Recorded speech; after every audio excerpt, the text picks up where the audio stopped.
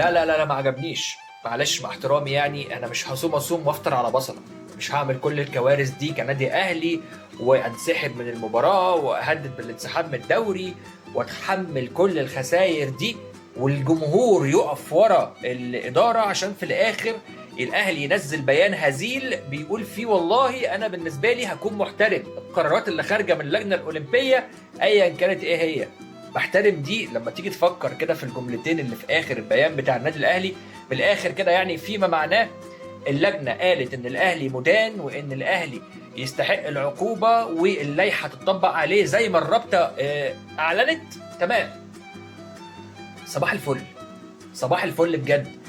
المفروض والمنطقي اللي انا افهمه ان لما يكون في بيان ينزل من النادي الاهلي احنا رايحين نشتكي للجنه الاولمبيه، ولو اللجنه الاولمبيه ما جابتش حقنا احنا هنصعد الموضوع للفيفا وهنصعد الموضوع للمحكمه الرياضيه الدوليه، ومش هنسكت على كده. لكن لما تيجي تقول لي في اخر البيان والله انا بالنسبه لي محترم قرارات اللجنه الاولمبيه المصريه ايا كانت، ده اسمه هزار. الكلمه اللي اتقالت في اخر البيان دي معناها ضعف، معناها ضعف من النادي الاهلي وضعف من موقفه ايا كانت الضغوط اللي بتتعرض ليها الاداره حاليا من كابتن محمود الخطيب ومجلس اداره النادي الاهلي. يطلع ويصارح الجماهير. انا عايز اقول لك جماهير النادي الاهلي عامله معجزه، عامله ملحمه اسطوريه في كل المنصات، يوتيوب، تويتر، فيسبوك، كل حاجه عاملين عليها قلبان وهاشتاجات. عايز اقول لك اصحاب الكافيهات والقهاوي اللي هم اصلا بينتموا للنادي الاهلي مقطعين الدوري المصري. جماهير النادي الاهلي كلها مقطع الدوري المصري ومقطعين حتى كاس مصر ومقطعين حتى مباراه المنتخب، اللي رفضا للظلم اللي تعرض ليه النادي الاهلي ودعما لمجلس اداره النادي الاهلي في قراره. فما تجيش انت بعد كل الكلام ده وتقول لي والله انا متقبل كل قرارات اللي خارجه من اللجنه الاولمبيه المصريه ايا كانت. لا، انا ما كنتش مستني منك كده خالص، انا مستني من سعادتك التصعيد. انت عارف يعني ايه القرارات؟ انت عارف اصلا العقوبات اللي تم اعلانها النهارده من الرابطه بتقول ايه؟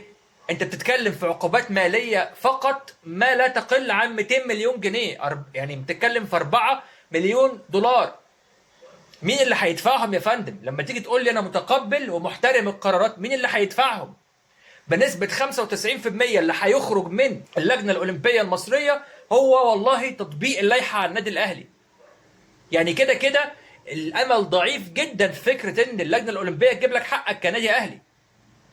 كده كده الرابطه اعلنت انها محترمه قرارات اللجنه الاولمبيه ايا كانت، لان هم معاهم قوه، معاهم لائحه حتى لو كانوا غير شرعيين. وبالمناسبه الشكوى اللي راح بيها النادي الاهلي يشتكي الرابطه ما كانتش خالص داخل فيها قصه ان الرابطه غير شرعيه خالص. الاهلي ما تكلمش في شرعيه الرابطه من دونها.